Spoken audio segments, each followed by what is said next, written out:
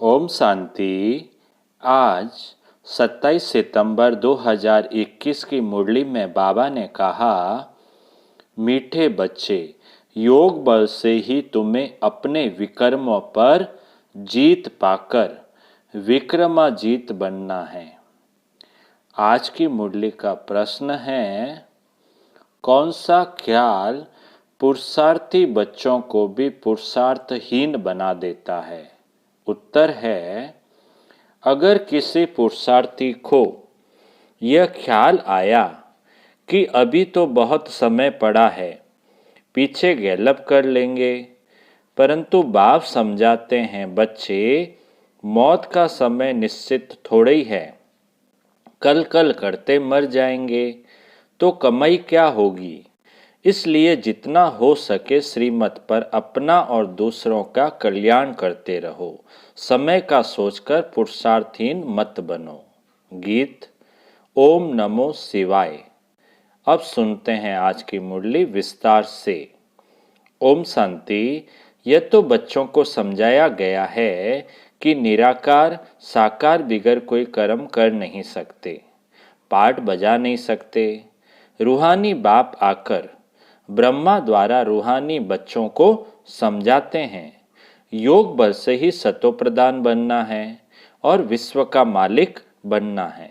यह बच्चों की बुद्धि में है कि कल्प कल्प बाप आकर राजयोग सिखाते हैं ब्रह्मा द्वारा और आदि सनातन देवी देवता धर्म की स्थापना करते हैं, अर्थात मनुष्य को देवता बनाते हैं। मनुष्य जो देवी देवता थे, पावन थे, सो अब बदल 84 जन्मों बाद पतित बन पड़े हैं। भारत जब पारसपुरी था तो पवित्रता सुख शांति सब था। यह 5000 वर्ष की बात है। तिथि तारीख सहित बाप सारा हिसाब किताब समझाते हैं। इनसे ऊंच तो कोई है नहीं। सृष्टि व जाड़, जिसको कल्प वृक्ष कहते हैं, उनके आदि मध्य अंत का राज भी बाप ही बैठ समझाते हैं।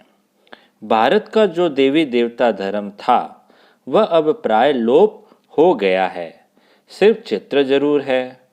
भारतवासी जानते हैं कि सतयुग में लक्ष्मी नारायण का राज्य था।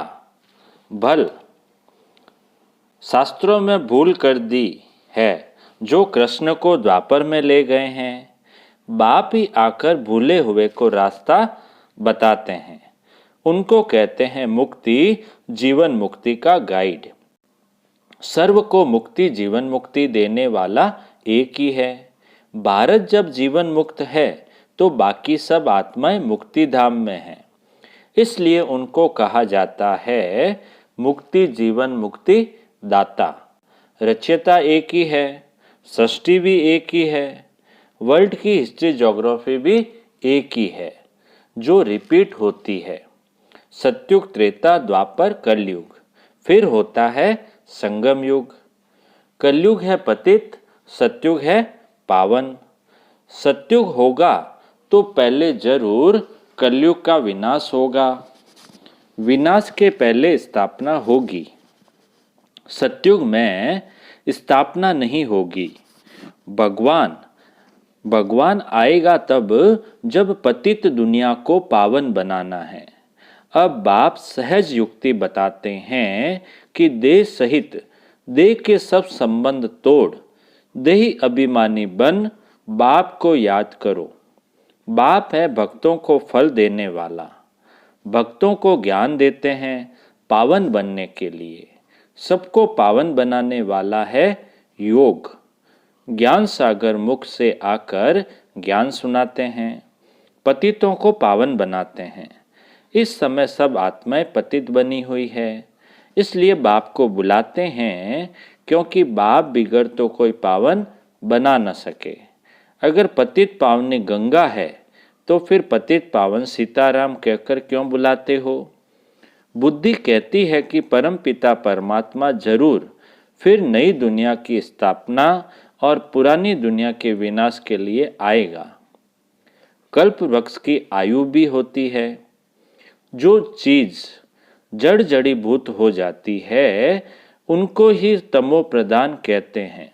न्यू वर्ल्ड नहीं कहेंगे, यह है आयरन एजेड वर्ल्ड। यह सब बातें बुद्धि में बिठाई जाती है औरों को समझाने के लिए। घर घर संदेश देना है। ऐसे नहीं कहना है कि परमात्मा आया है, युक्ति से समझाना है। बोलो दो बाप है, लौकिक और पारलौकिक। दुख के समय पारलौकिक बाप को ही याद किया जाता है। सुख धाम में कोई परमात्मा को याद नहीं करता। सत्युग लक्ष्मी नारायण के राज्य में सुख शांति पवित्रता सब कुछ था। बाप का वर्षा मिल गया, फिर पुकारे क्यों? वहाँ सुख ही सुख है। बाप ने दुख के लिए दुनिया नहीं रची। यह बना बनाया खेल है। जिनका पाठ पिछाड़ी में है, दो चार जन्म लेते हैं, बाकी समय शांति धाम में रहेंगे। बाकी खेल से कोई निकल जाए, यह हो नहीं सकता। एक दो जन्म लिया, बाकी समय जैसे मोक्ष है। आत्मा पाठधारी है। कोई का ऊंचा पाठ है, कोई का कम। गाया हुआ है, ईश्वर का अंत कोई पा न सके। ईश्वर ही आकर रचयिता और रचना के आदि मध्य अंत का राज समझाते हैं। बाप समझाते हैं, मैं साधारण तन में प्रवेश करता हूँ। मैं जिस तन में प्रवेश करता हूँ, यह अपने जन्मों को नहीं जानते हैं। मैं इनके 84 जन्मों की कहानी सुनाता हूँ। कोई भी पार्ट चेंज नहीं हो सकता। यह बना बनाया खेल है। यह किसकी बुद्धि में बैठता नहीं। बुद्धि में तब बैठे जब पवित्र होकर समझें।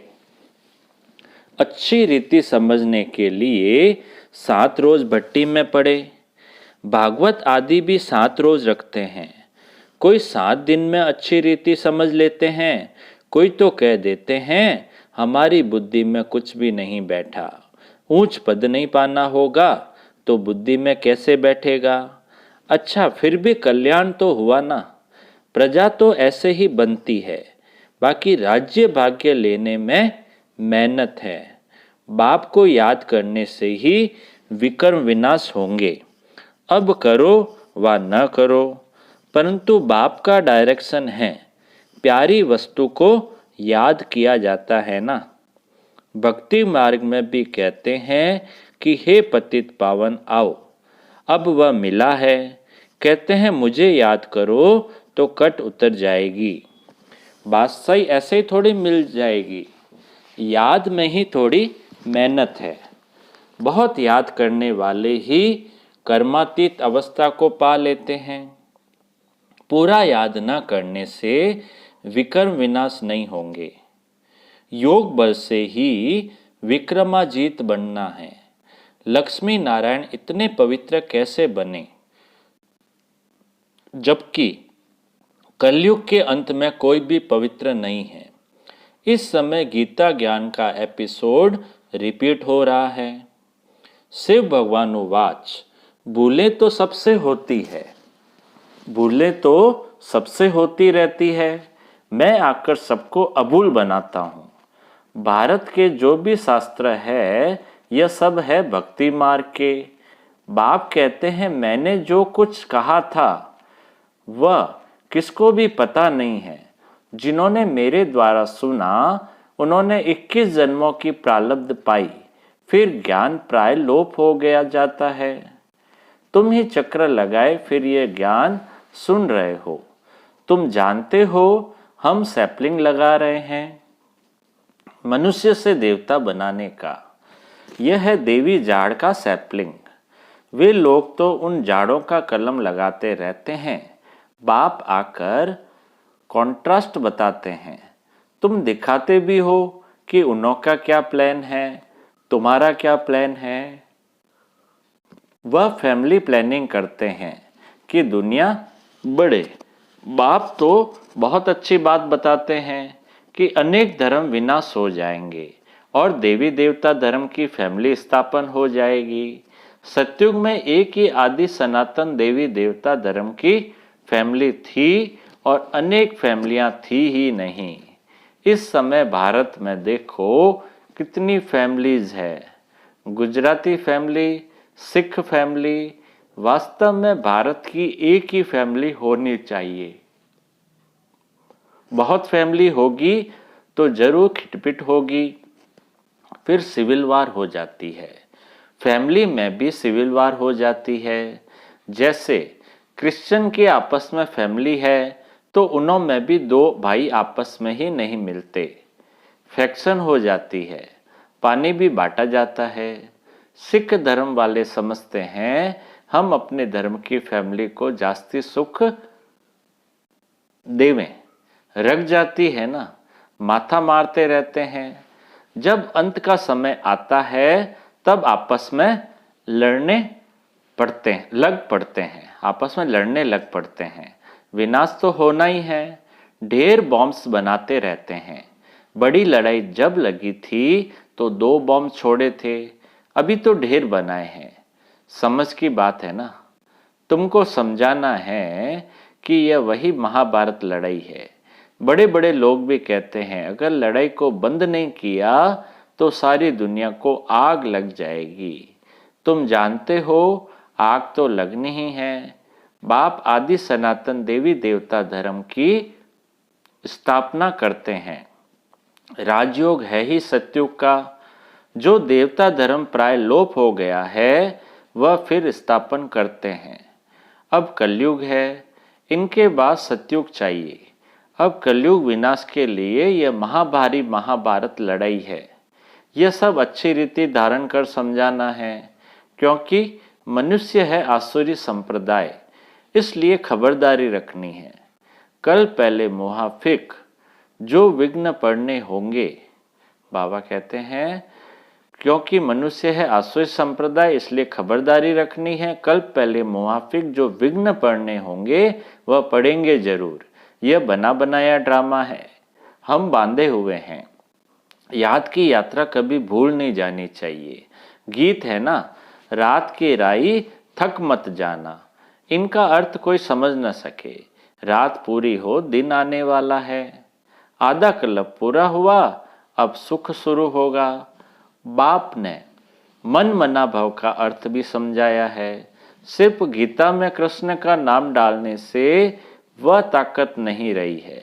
कृष्ण को कभी सर्वशक्तिमान नहीं कह सकते, वह तो पूरे 84 जन्म लेते हैं, इसलिए गीता में वह ताकत नहीं रही है। अब हम सब मनुष्य मात्र का कल्याण कर रहे हैं। कल्याणकारी जो बनेगा उनको वर्षा मिलेगा। याद की यात्रा बगैर कल्याण हो न सके। इस समय सब विपरीत बुद्धि है, कह देते हैं परमात्मा सर्वव्यापी है। तुमको समझाना है कि वह बेहद का बाप है। बेहद के बाप से ही भारतवासियों को बेहद का वर्षा मिला है। भारतवासियों ने ही 84 जन्म लिए हैं।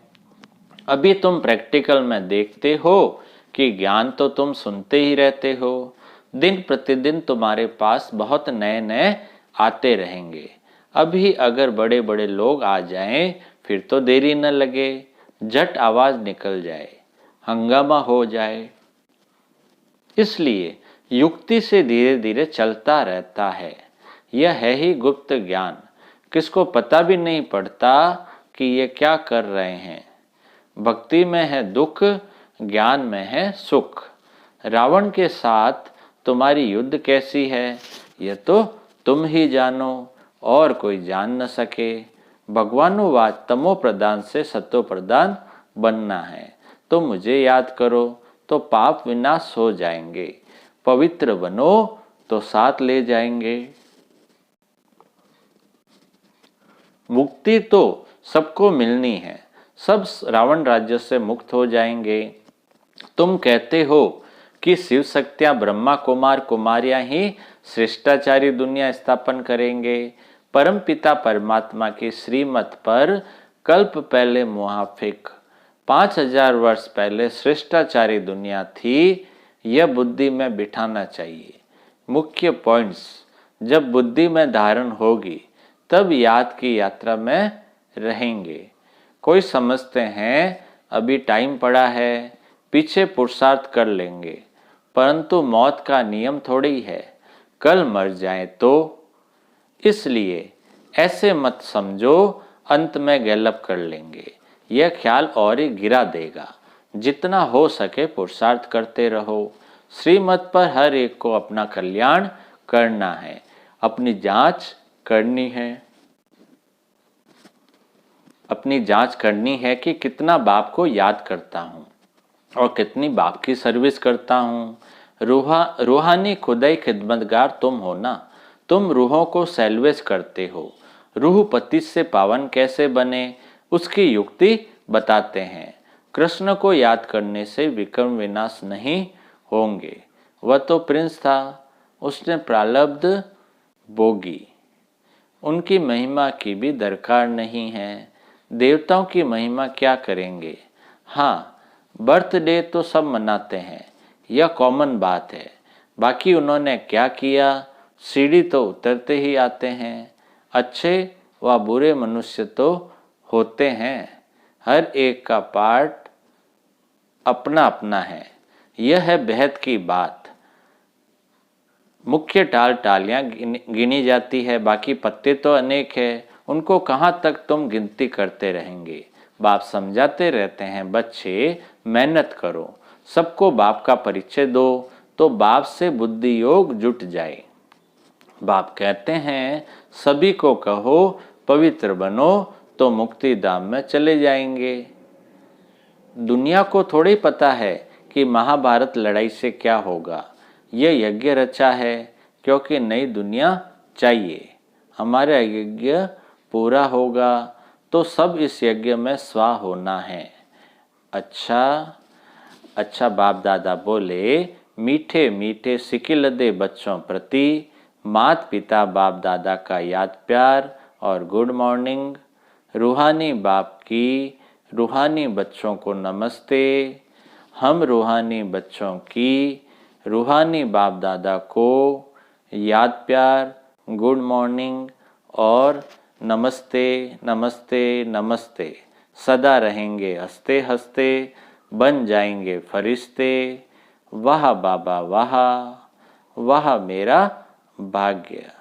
अब पूरी मुरली में से धारणा के लिए जो मुख्य सार है, पहला, सच्चा सच्चा खुदाई खिदमतगार बन, सभी रूहों को सेल्वेज करने की सेवा करनी है, सबका कल्याण करना है, सबको बाप का परिचय देना है।